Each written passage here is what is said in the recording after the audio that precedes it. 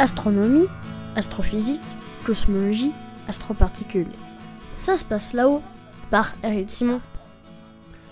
La découverte, il y a 2 ans, de 2 galaxies ultra diffuses qui semblent dépourvues presque totalement de matière noire, NGC 1052 DF2 et NGC 1052 DF4, a fait couler beaucoup d'encre.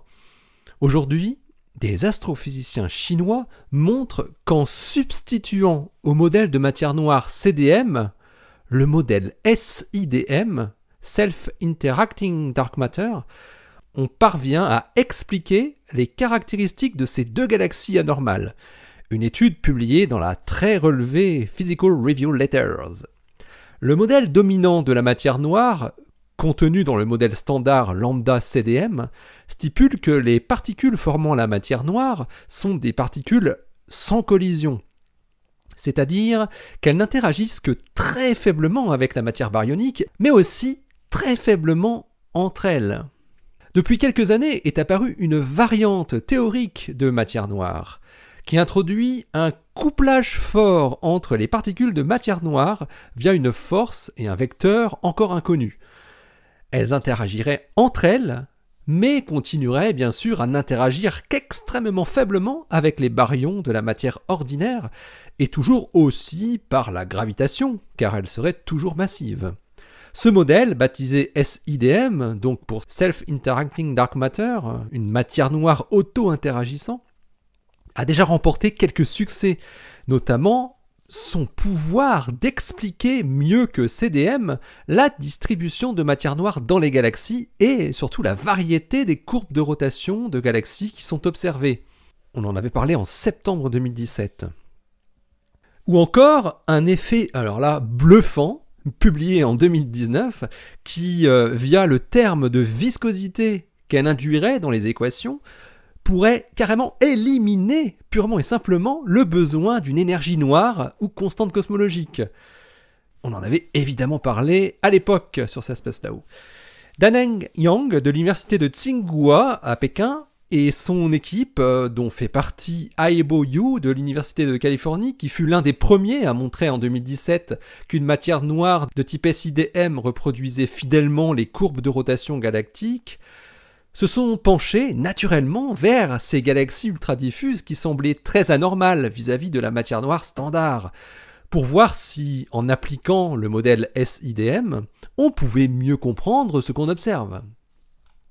Les 2 galaxies très diffuses, DF2 et DF4, montrent une fraction de matière noire très faible par rapport à ce qu'on attendrait de ce genre de galaxies. Alors qu'on s'attendait à déceler 300 fois plus de matière noire en masse que de masse stellaire, elles en ont juste autant, un rapport de 1. Il faut se rappeler que ces 2 galaxies ont le point commun d'être situées à proximité immédiate de la grosse galaxie elliptique NGC 1052. Plusieurs études ont montré ces dernières années que la grosse galaxie pouvait avoir eu un impact important sur les 2 petites galaxies, en leur accaparant de la matière, ordinaire ou noire. Les chercheurs chinois partent donc également de cette hypothèse, mais en considérant que la matière noire interagit sur elle-même. Yang et ses collaborateurs ont bien sûr fait des simulations.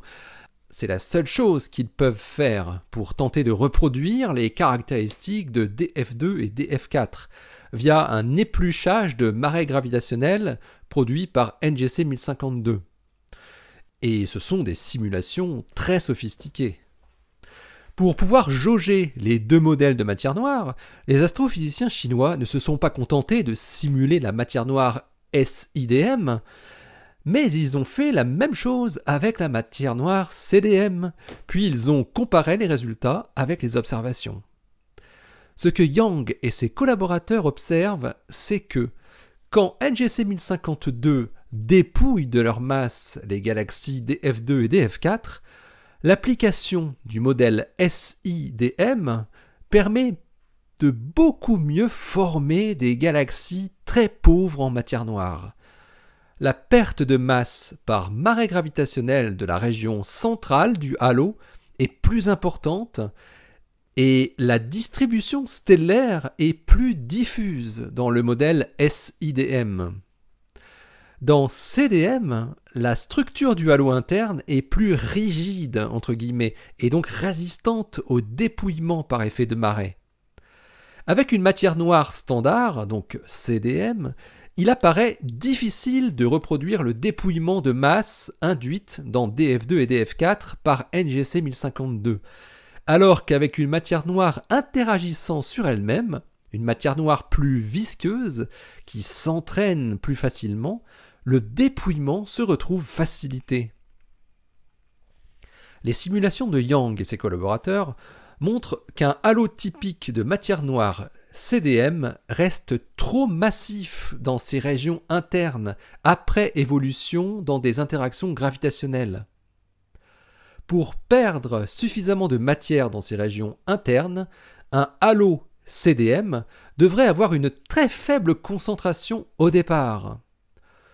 Au contraire, un halo SIDM implique une concentration initiale plus élevée et plus raisonnable, selon les chercheurs. De plus, en termes de distribution d'étoiles, le modèle SIDM produit finalement une galaxie plus diffuse que CDM, ce qui apparaît plus cohérent avec l'observation.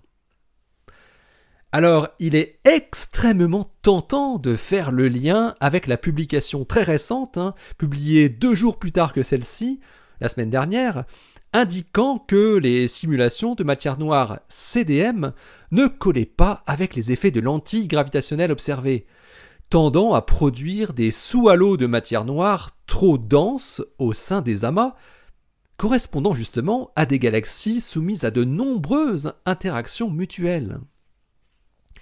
Ce résultat nous fait également penser à une étude de 2017 qui montrait comment la prise en compte du modèle SIDM pouvait influer sur la dynamique des galaxies à l'intérieur des amas et potentiellement produire un biais dans l'effet de lentille gravitationnelle globale de l'amas.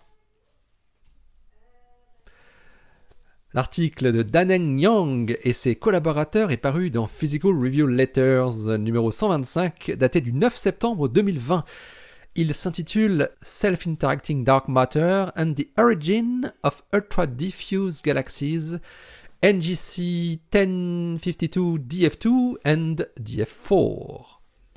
Allez, d'ici la prochaine, portez-vous bien, restez bien les yeux vers le ciel et les pieds sur terre. Salut!